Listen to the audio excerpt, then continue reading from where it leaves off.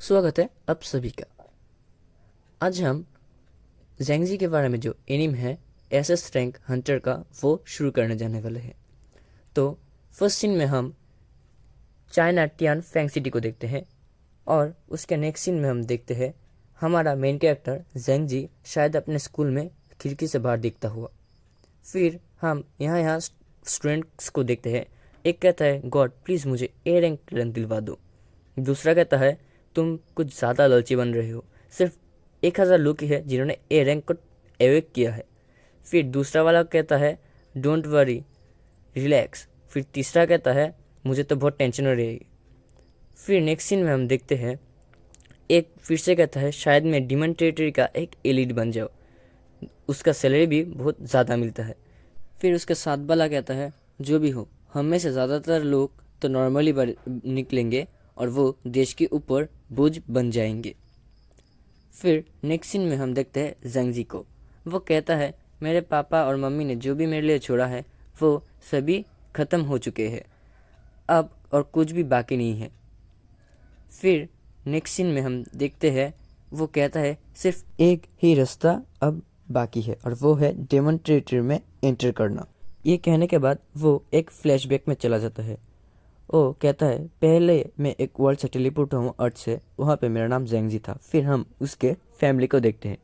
वो 10 ईयर्स पहले अर्थ से यहाँ पर आया था। वो जो नाम है वो एक फैमिली का है जिन्होंने उसको गोद में लिया था। उसके पापा है, एक बहन है और मॉम है और वो हमेशा खाना खाते हैं। फिर नेक्स्ट सीन में हम देखते हैं कि बहुत से लोग मॉन्स्टर से डर के भाग रहे थे। 12 साल पहले कहीं से अचानक कुछ वर्म्स होल उसके दुनिया में आ गए और वो होल्स यहाँ वहाँ पे खुल रहे थे। फिर हम उसके मॉम को देखते हैं जिसको एक मॉन्स्टर ने शायद मार दिया है और वो नीचे पड़ी हुई है और उसके पास ही है ज़ैंगजी। वो मॉम को देखता है और बहुत दुखी हो जाता है। फिर नीचे दिखा जाता है एक मॉन्स्टर उसकी मॉम को खा रहा है। वहाँ पे लिखा होता है सभी ग्रुप के एज के लिए ये जगह बंद है क्योंकि वहाँ पे बहुत डेंजर होता है।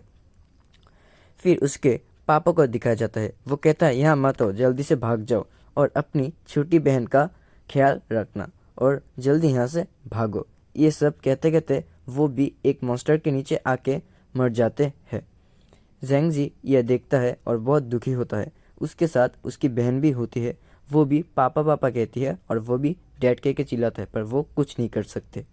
वो उसकी बहन को लेकर भागता है और दोनों ही बहुत रो रहे थे क्योंकि उसके पेरेंट्स के मरने के बाद वो कहाँ पर जाएंगे। फिर हम देखते हैं मॉन्स्टर्स उसके पापा के पीछे से आते हुए और वो बड़ी तेज़ी से आगे बढ़ रहा है और फिर वो अपने पैर से शायद उनको कुचल कर मार देते हैं और ये सीन बहुत ही खतरनाक है।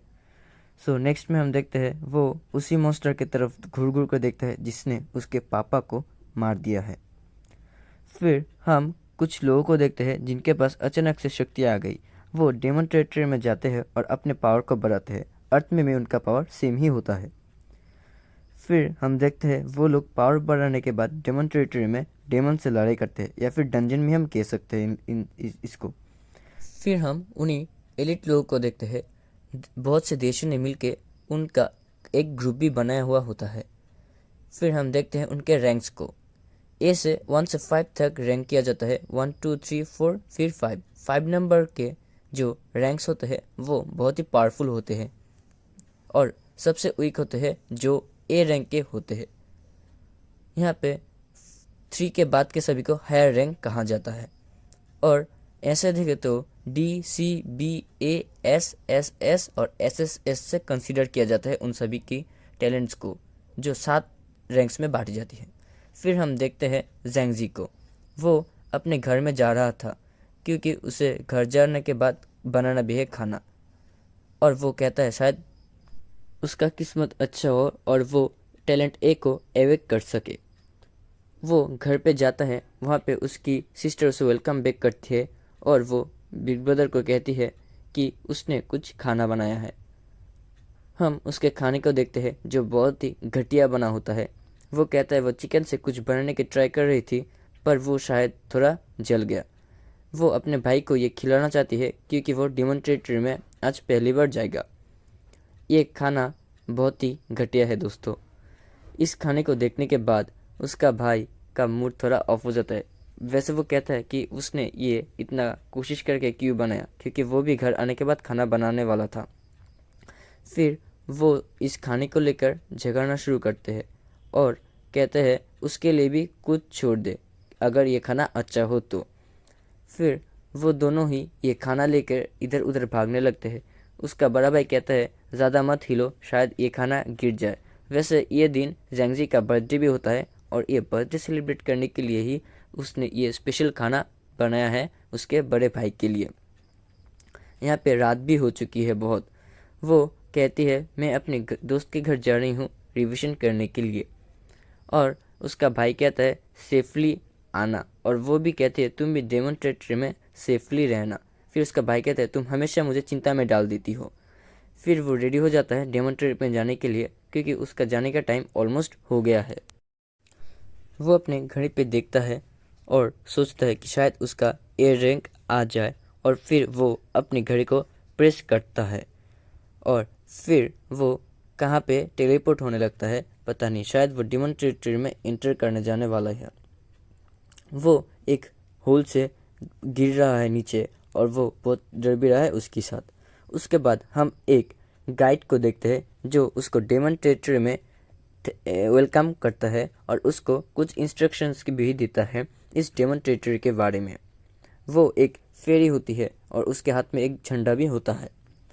फिर जिंगजे बहुत एंग्जायस हो जाता है क्योंकि फर्स्ट टाइम वो यहाँ डेमन टेरिटरी में आता है। वो कहता है उसके लिए कुछ मास्क और आउटफिट का इंतज़ाम किया जाए क्योंकि वो अपने फेस को कवर करना चाहता है। फिर वो गाइड उसके लिए शायद कुछ मैजिक करते हैं ताकि वो अपने आप को ढक सके, और उसके बाद वो हवाएं उड़ने लगता है।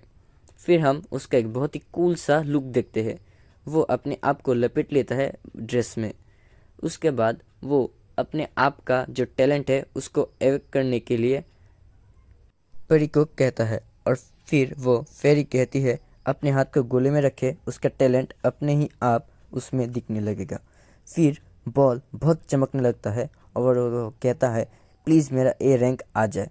फिर वो थोड़ा सा खामोश हो जाता है क्योंकि क्या हुआ उसने कुछ समझे नहीं, बहुत जल्दी सब कुछ हो गया। फिर वो परी कहती है तुम्हारा टैलेंट है, लेकिन वो क्या टैलेंट है वो नहीं कहती, और वो भी बहुत डर जाता है और बहुत शौक में होता है कि उसका टैलेंट क्या होगा या क्या नहीं। फिर हमें दिखा जाता है कि उसका टैलेंट एस रैंक का होता है, यानी कि फर्स्ट जो रैंक होता है वही उसने एवेक कर लिया है। और ये बात सुनकर वो भी शॉक हो जाता है क्योंकि उससे विश्वास ही नहीं हो रहा था उसने ये टैलेंट एवेक किया है।